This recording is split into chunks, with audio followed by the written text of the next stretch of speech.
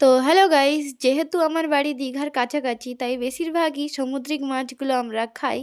তো সেরকমই এই মাছটা আমাদের এখানে প্রচণ্ড চলে, কিন্তু নাম আমি জানি না। গুগল থেকে সার্চ করে দেখতে পেলাম যে এটার নাম হচ্ছে চাপিলা, বা ইংলিশে কাট্টি মাছ বলে। তো এটা আমাদের এখানে লেবুর টক খুবই দারুণ হয়। প্রথমেই দেখতে পাচ্ছ তেলে সব রকমের ফোড়ন আর শুকনো লঙ্কা দিয়ে মাছটাকে ভেজে নিচ্ছে। তোমাদের লোকালিটিতে এই মাছটা খাওয়া হয় কিনা বা এর নাম কি একটু কমেন্টে আমাকে জানিও।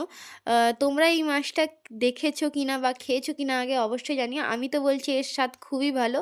তো মাছ ভাজা কমপ্লিট হয়ে গেলে সর্ষে আর কাঁচা লঙ্কা বাটার পেস্টটা দিয়ে দিতে হবে।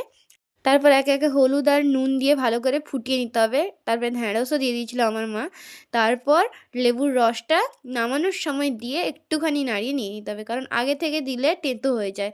দেখতেই পাচ্ছ আমাদের টক রেডি, কি সুন্দর দেখতে লাগছে।